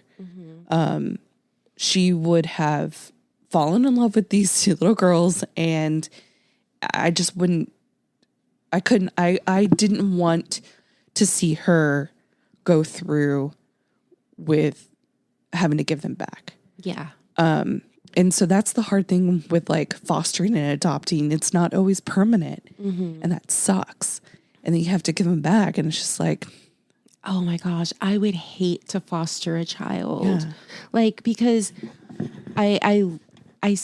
there's something like emergency foster as well. Like if CPS takes a kid away, they may show up with the kid at 2-3 in the morning. Like you're the emergency stop, you know, before they can be properly placed and all of that. So you may have a kid 2-3 days, 2-3 weeks, and then they'll take them to a more like stable situation, which I understand that needs to exist. But I'm like, I wish, it's just so hard. Like, here's the thing about these pro-life people. I don't see them adopting. no. I don't see them taking in other kids and fostering. I'm not saying that those people don't exist. Yeah. But if there are so many people that care about these children, why aren't there more people taking these kids out of the system? Yeah. It's ridiculous. It's like all the people who want you to feed the hungry, but they don't make it easy to, okay, we fed them. What now? They're still going to be hungry tomorrow. You know, like there's not a program in place to help. And guess what? A lot of these kids eventually are going to be those hungry people on the streets. Yeah, because once they age out, you know, I mean, what is it? I worked with somebody who went through the foster system. And so when she turned 18, she kind of had to go to college. Yeah. You know, not that you don't want to go to college, but she had to obviously take out student loans. Yeah. But the reason why she had to go to college is because then the government would give you like kind of like a subsidy to live so that you could have your own apartment and you could afford your car and your this and that. So basically they do have these programs, but she's still putting herself in debt. Yeah. And it forced her to also have a part-time job. She had to be a full-time student. She had to have a part-time job so that she can get, you know, this money. And she was completely stressed out. Like she ended up having 2 jobs, a full-time school, you know, and it was a lot. And then on top of that, she was the oldest of 3. And because she was the oldest, she was able to visit her younger brothers. Yeah. And then she was guilt tripped into picking up the kids and going and visiting mom, you know, because obviously you want, even as a foster parent, you want the kids to have a connection to an older siblings. Like, oh, hey, can I take the kids, hang out? You're like, sure, you know, hang out with your sister. And she was guilt tripped into going and visiting her mom. And you know, we talked, and I was like, this was in the middle of COVID, Yeah. you know, and her mom was like, oh, I think I have COVID. I'm freaking out, you know. And so she wanted to go see her mom. And I was like, that's not safe. She has COVID. Yeah. You know, she's like, well, my brothers are there or something to that effect. I can't remember all the details. But like, I had to sit her down and talk to her and be like, listen, you can leave early. That's fine. Yeah. But what exactly are you going to do when you go over there? Like, you need a plan. What are you taking her groceries? Are you taking her supplies? Yeah. Are you taking your brothers out of there back to your apartment? Like, what are you doing? You know? And then she's like, oh, well, I was just going to go over there, you know? And I was like, you can go over there, but she has COVID. You can't just stay there and hang out. So like, I talked with her a little bit and she left. I honestly don't know what she did because that's not my business. Yeah. You know, but like, I felt like I had to have these heart to heart with her. Like it was until then when, maybe a few talks before that, when I realized what her situation was, why she was so impulsive and didn't think things through. And I was like, okay, she's, I feel like she was maybe emotionally manipulated a lot of her childhood so that she just automatically reacted. Like she would feel the room, basically whatever the mood in the room was, she would match it. Yeah. And I was just like, this poor girl, you know, but there's nothing I can do. Yeah. Did she get COVID? No, not to my knowledge. Good. She didn't last long just because she had that second job. Yeah. And then like school was starting back up and I was like, I get it, dude. It's fine. Like you have a lot on your plate, you know, we're retail. It's okay. Just do you, but put yourself first. Like you have to put yourself first. Like you have been removed. Well, I didn't say it, but I'm just thinking in my head, you have been removed from that household for a reason. Yeah. You know, you need to just worry about yourself, like disconnect from that household. But I couldn't say that, but I could just give her advice to the best of my abilities. My thing is that there's women in the Senate, in the House of Representatives. Yeah. And they went along with this. They're like, this is a good idea. Here's the problem. They're all in menopause. They forget. Here's the problem. People with power are always afraid of losing power. We need people that are okay serving one term to get the shit done. Right? You know, like if I were ever elected for something, I'm going to go all out. Like, listen, I got my 2, 4, 6 years, depending what I get, you know, like I'm going to do the most I can do. I'm not looking to become a term senator or you president. should run. You like the judicial system? I don't. I've already tried working the system, but like, that's the thing. Like these people are trying to stay in power. You just need people that want to make change. And it doesn't matter if I don't get reelected because I've done everything I could in the time that I was given. Like, I want to know who sat there and thought, hey, you want to know what's been a thorn in my side? That's Roe versus Wade business. The problem is that they're all like, oh, think of the babies. And I feel like they also look at it as this should be the punishment for hoeing around is you raising this baby.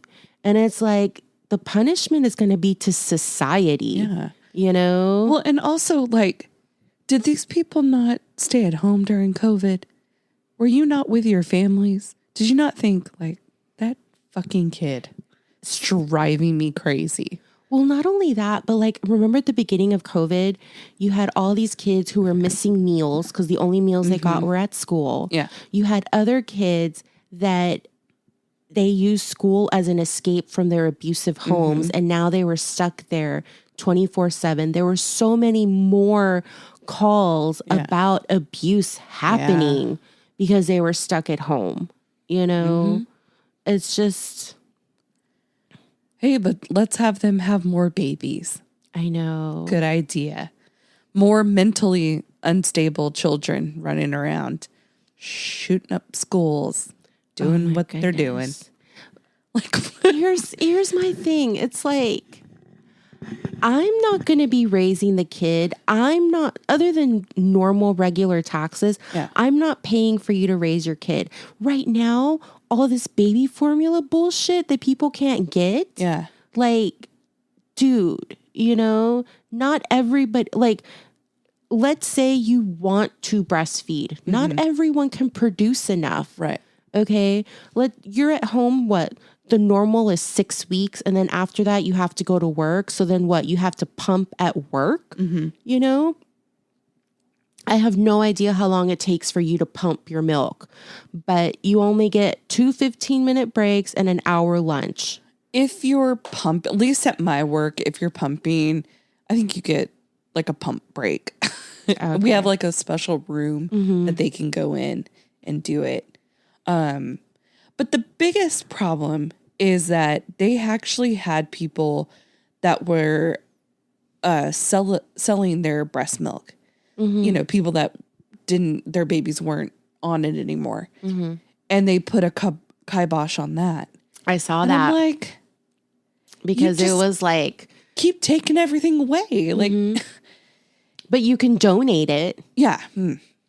It's just such bullshit. Yeah. But if a guy wants to jizz in a cup, let's give him money so we can have more babies. Let's make more babies. Yep. I mean, it's ridiculous. It's absolutely ridiculous. I feel that at this time, other than doing the obvious things like fighting against it and protesting and maybe, boycotting certain things, the honest, you know, like they say, you show your loyalty with your wallet, right? Yeah. Well, what if people just stop having babies? Like, that's the problem. They can't. Well, no, but that's the thing. Like, if people stop having babies, you'll fix so many things. Well, actually, people are. I think that's why they're overturning it. I did. Because so many people are either A, just not having babies, or B, they're aborting them. And so we're actually dropping in population. And I wonder if that is part of why they were like, well, we got to abandon this because we're running out of people. Millennials don't want to have kids. We don't. Well, why would we want to? Okay, honestly. Listen, out of all of my friends in my age group, only one has kids, and that's Christine. Sandra doesn't have kids. Irana doesn't have kids. You and your sister don't have kids. No. I don't have kids. Sarah doesn't have kids. My brother doesn't have kids. Both of my brothers don't have kids. Jennifer and her brother don't have kids. Like, Aaliyah doesn't want any kids. Floyd doesn't have any kids. Like, we are seriously like not having kids. And it's perfectly normal. Yeah. At least in my circle, it is. It's normal to just not have children. Yeah.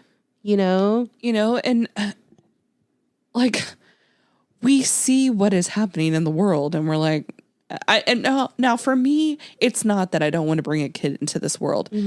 Honest to God, this is what I thought when I was in high school. I was like, I'm going to be married by the time I'm 25. I'm going to start popping out some kids and I'm, whatever. None of that has happened. Not a single bit of that has happened. I think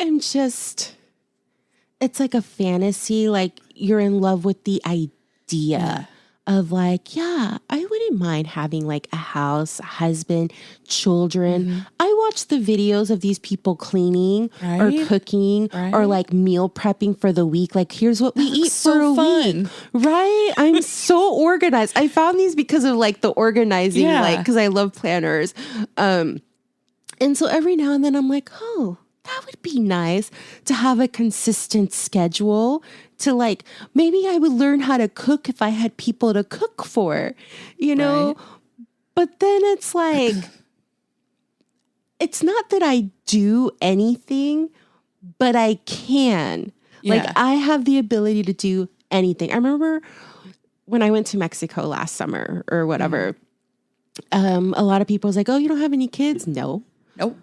And the way I would say is like, no. It was like, oh, you don't want kids? Like, no. Like, no. Like, that sounds like zero fun. Yeah. Like now, as much as I love puppies, I only want to play with a puppy until I'm done playing with the puppy. You know what I mean? And that's exactly how I feel about children. I can just give them back and I'm done. I've had my fill and I am now done. So what I loved about my dog, Bruno, is that we don't talk about Bruno. Technically his name was Brody. Yeah. But that's another story.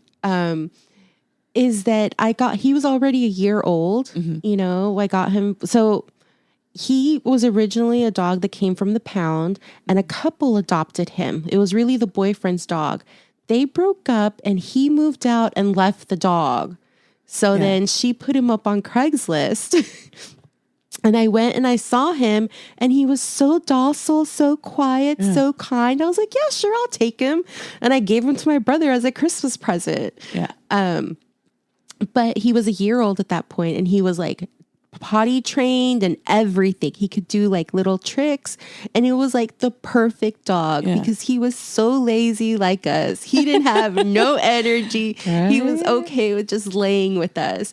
And so I would love to have, like, if I got a dog, I would love a puppy because they're cute. But honestly, I know me, I'm just going to go to the pound and find an older dog that's lazy, that's already housebroken and everything.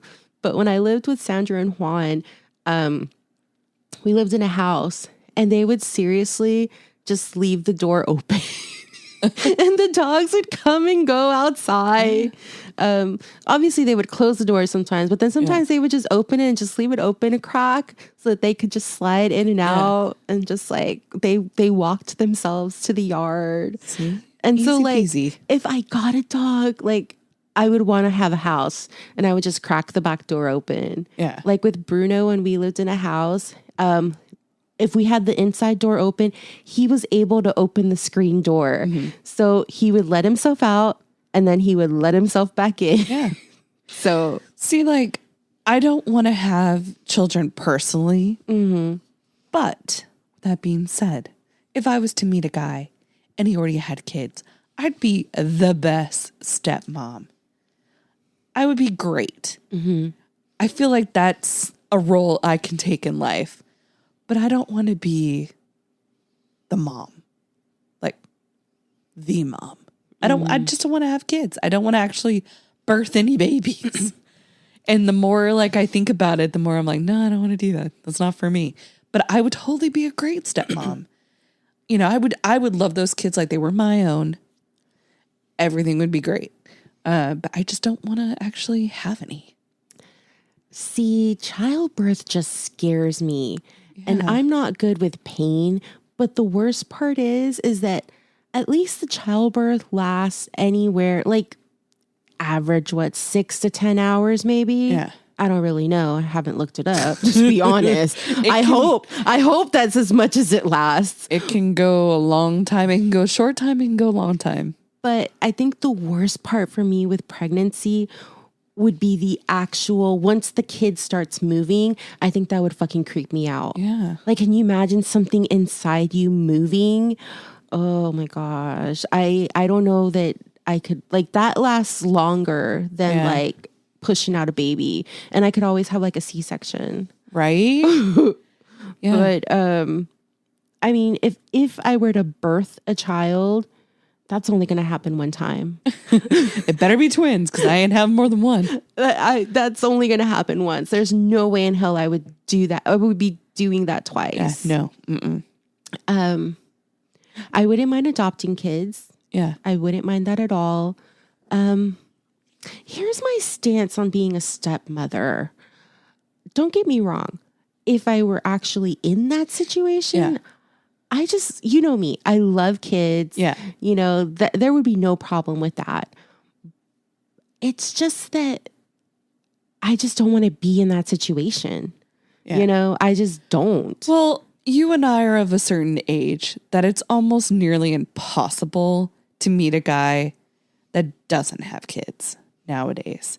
Like, most of the guys I see on dating apps and stuff have at least one kid. So I don't know. If I didn't have a kid, why should I lower my standards? You know, like I don't have a kid. well, most of the ones I see on there all have kids.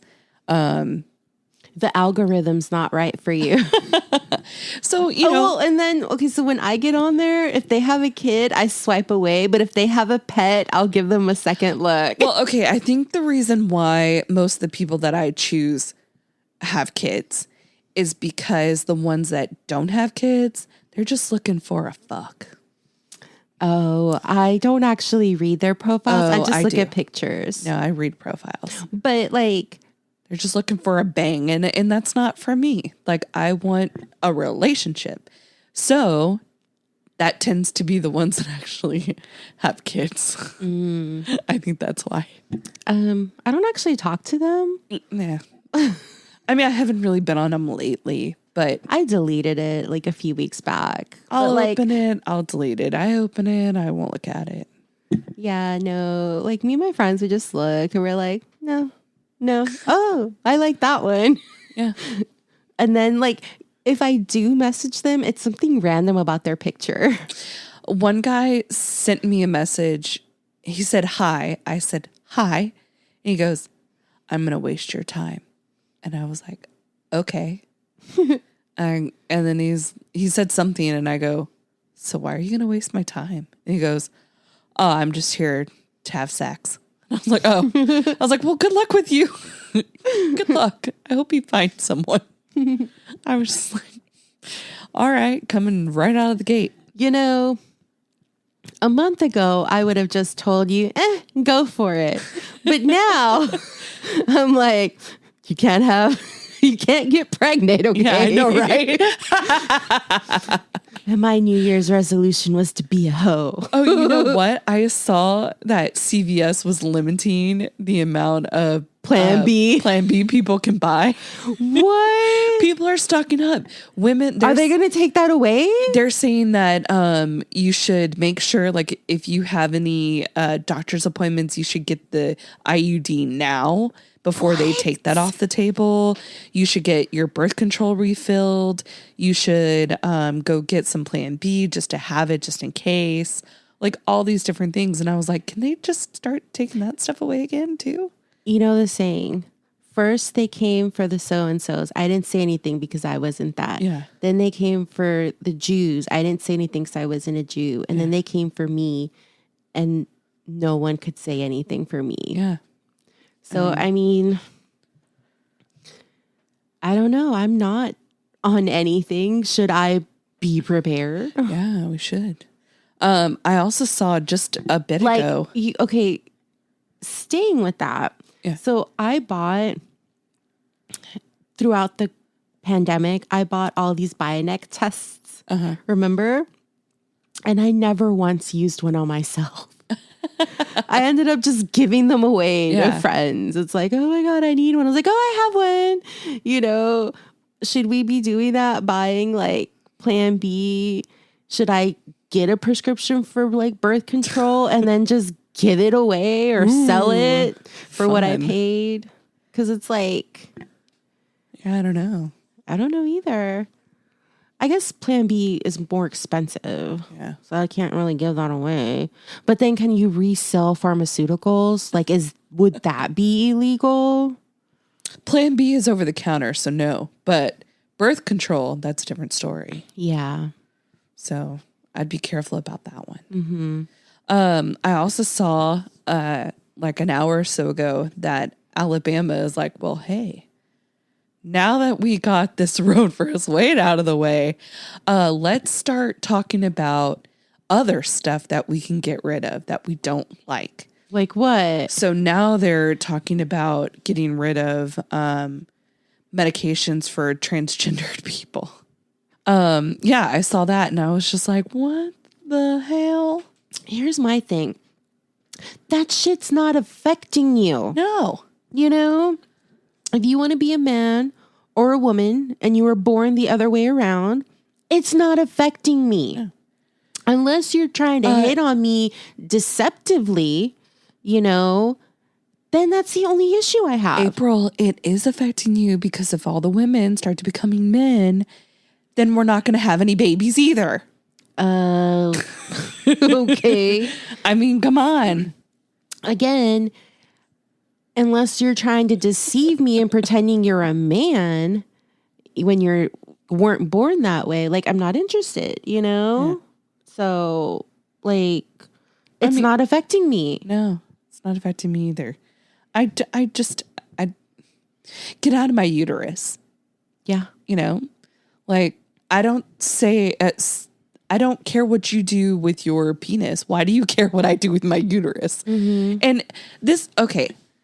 So I saw a video on TikTok. I don't know why I said video, but I saw a TikTok and this woman was talking about her hormones, and she went to the doctor because she said she was like really tired and her joints were hurting and all this stuff. And the doctor was like, you need to take more vitamins, and just sent her on her way. She's like, yeah, no, that didn't like really help me. That's not my problem. And she went to another doctor and they were just like, no, you're just tired. Like, get some more sleep. Mm-hmm. And she's like, no, see, I can't sleep. That's part of the problem. Mm-hmm. And she went to go get some like hormone shots or something. After 6 weeks, they didn't do anything. Mm-hmm. And her friend told her about this hormonal replacement therapy. And that actually worked. And I was like, okay, see, that is the problem. Because they have clinics, so she boosted her testosterone, which was helping her with all of her problems. And now she's sleeping, she's feeling better, she has a lot of energy, all this stuff. Mm-hmm. They have low T centers for men because when their stuff is off, they feel lethargic and all this crap. Mm-hmm. And so it's a man's world. Yeah, they're able to go get this done, and it's free on most insurances. But women who want to have a baby, they actually want a baby. Mm-hmm. Getting home shots and stuff and IVF and all of that crap costs so much money, and it's not covered by insurance. You know what else that is some bullshit. Why do women have to pay taxes on pads and tampons? Right? Not only taxes, it's a medical necessity. Yeah. Like, do you want me to bleed all over shit? It should be prescription, right? You know, it would suck for the pharmacy. Yeah, it would. But like, at least have an HSA program or something. Yeah. Like, it's not fair. We didn't choose to bleed. Why should we be taxed for it? And B, if it's a medical necessity, you know, why are we paying? Yeah, can't it be like milk? You know, milk's not taxed. Can pads and stuff just not be taxed? Exactly. That is the dumbest thing ever. I mean, we already have to pay more money for haircuts, for clothing. Mm-hmm. We get smaller pockets and the jeans cost more. If we even get pockets. Right? Some of the times they're fake pockets. Ugh. You know, that's why we get guys, listen, that's why we get so excited when our dress has pockets. Yes. Because it's like a little surprise. Mm-hmm. Because some of our pants don't have pockets. They look like pockets, but they're not. Or they're the world's tiniest pocket. Mm-hmm. And you can barely put a quarter in it. Yep. And it's some crap.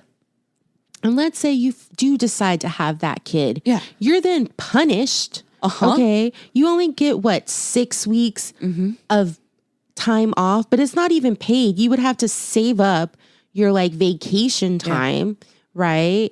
And then on top of that, whenever you your career gets stagnant, you know, you get passed up for promotions, you know, or maybe they don't even consider you for a promotion because you're at the age where you might get married and have kids in the future. And they're like, well, we can't lose you for that. You know, if you're... Meanwhile, Todd has like 15 kids and he's just moving up the corporate ladder. Exactly. And then when you're sick, you show up to work, but you have to use your sick days to take care of your kid when he's sick, or take them to like their doctor's appointments and your own doctor's appointments.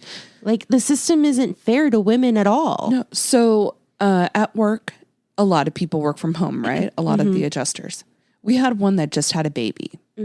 She was off for her 6 weeks of maternity, whatever. Then they made her come back to the office instead of working from home. Why? They wouldn't allow her to work from home. And I'm like, but you have all these other people working from home. You're telling me that you couldn't have one extra person working from home? Like, what? Why? Just so she can like take care of her newborn infant while she's also working? Like if her work suffers, I get it. Yeah. Bring her ass back. But if it doesn't, give her an opportunity to try. So she doesn't have to burn the candle at both ends and pay all this money and babysitters. Here's the thing. Like all these European companies, not all of them, but a lot of them have really great maternity benefits. Yeah, you can be off for like a year. Yeah. And here's the thing. Here they think we'll take advantage of it. And don't get me wrong, people will take advantage of it, especially at the beginning. But if it becomes the norm, if you treat your employees good and they actually have loyalty to your company and they believe in your vision, then A, they wouldn't take advantage of it because then they would feel bad and guilty, you know, and B, it's not really taking advantage of it if this is what they need to produce, you know, like if you want us to have these fucking babies, give us the time off to care for these fucking babies. Exactly. That you're making us have. I think daycares should be subsidized. Right. I mean, obviously you get what you pay for. Yeah. I'm not saying that the free ones are going to be crap, but you know, you may not, I don't know what the ratio is per child. I guess it depends on the age, right? But like, obviously if you want to pay more to have your child in a better program, you'll definitely do that. I don't understand why businesses like big corporations don't have a daycare in there. Yes. Like, duh. Exactly. That would make the most sense. You know, I would even take a dog daycare. You know, so then those people that are worried about their animals all damn day could take your dog to the little doggy daycare at your job and then they go see their dog. And also it would help other people who are stressed. They could just go hang out with the dogs on their lunch break or whatever. Yeah. I also feel that, especially now when we live in such a corporate America, that we should have more accommodating work shifts. Yeah. You know, especially for a couple. Why couldn't they have the option of one of them working from like, I don't know. 9 to 5. Well, no, like 6 a.m. to like 2. So that way that parent could pick up the kid after school and the other parent could work like 9 to 6 or 7. Yeah. That way that parent can drop the kid off at school.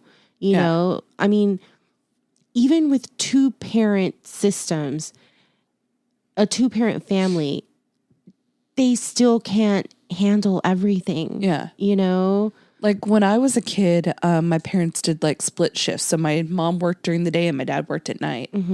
And so someone was always home with us. Yeah. You know, they did that for a long time. Was it great for their marriage? No. But my parents didn't know each other, so it's fine. Especially for the formidable years. Yeah. You know, like I think elementary school are the formidable years. Once you're in middle school and you're in high school, you can kind of fend for yourself. Yeah. Hopefully, if you raised them right. Right. If you didn't, well, that's on you at that point. You know, it's just, I don't understand why everyone has to come in at the exact same time. Yeah. Especially when some things can be done off times. Yeah. You know, like somebody still has to like check the mail or like stamp the envelopes, like mundane things, you know? Why can't old Carly do that? You know, so like she could pick up her kid. Yeah. Another thing is that especially right now, they're having such an issue with like hiring people. Yeah. there's a lot of full-time jobs that can be done by part-timers, you know, like just get what you can, you know, and instead, for a very long time, the company has always made the rules, which I'm very happy now that people are kind of getting more out of their situations. Not everyone, but it's also not fair for somebody who works 9 to 5 being forced, not necessarily forced, but, you know, strong-armed into working extra hours to help the company. Yeah. You know, when that's not really what they signed up for. And in all of these situations, you know, there are people raising children in our situations, right? Or situations that we've seen. And Could you imagine? I can't. And that's why I can't see myself having a kid because like, here's the thing. I can't see myself bringing a child into this situation. Yeah. It's not that my situation is bad, but it would be bad with the child. Like there's tons of times where I'm like, I was going to make dinner, but I don't feel like it. I'm just going to have a peanut butter and jelly sandwich. You can't do that with kids. You can't just be like, oh shit, I have to feed them. Yeah. Fuck. Yeah. Like, you know, so it's just stop making me have kids, America. Well, they're not going to get me to have a kid. I just, you know, okay. So I say that now and I'll jinx myself. I might cut this part out. Okay. But when I first heard about the Roe versus Wade being overturned or might get overturned or whatever, I go, it's because they're having so many school shootings. We have to like replace these kids. Like, is that what they're thinking? No, children equal money. Oh, that's true. You know, forget repopulations and hiring and all of that. Think about all the money people spend on kids. I feel, what did they say? Like you spend like $1 million on a kid or something, some crazy amount, you know, on average. Hey, if I had a dog, I'd probably spend a lot on that dog. Just let me have a dog, you know? Well, I told you I'm going to get you a pug to keep here in my house. I want a pug. But I want a pug. Their eyeballs pop out. But and they're so cute. They snort and they die super young. Don't talk about my son like that. I'm sorry. I don't want a pug. I'm going to bring him next week. They're just like potatoes. And they just sit there. They're cute. Now, if you said you wanted a corgi. No, I don't want no stupid ass corgi. I'm not the Queen of England. I don't know. I want a pug. Pugsley Pugglesworth the third. Was there a first or a second? No, but he's the third. It just fits. Yes. So yeah, I don't know. I don't know how we can fix the situation. I don't think that we can. Just you and me alone. Honestly, I mean, we're just going to have... we have to wait for the judges to all die. You know what? And replace them. I'm just not going to get pregnant. That's what I've decided. I mean, I was already doing that. I mean, that was my... that's what I was already on. And that's another thing. That. Okay, let's say we do want to have a kid. We're old. We're high... what is it? Geriatric pregnancy. High risk. High risk. There you go. We're high risk pregnancies. Yeah. Like, I wouldn't even want to get pregnant. No. Like, anything that can go wrong, the chances have just increased. Well, and also, we have a more likelihood of having a baby that might have some problems with it that could either kill me or kill them. Yeah. And having an abortion might be appropriate. Yeah. And I wonder if... that's the worst part. Yeah, I wonder if New York upping the like latest that you can have a full-term abortion. I think they did that sometime in like 2020.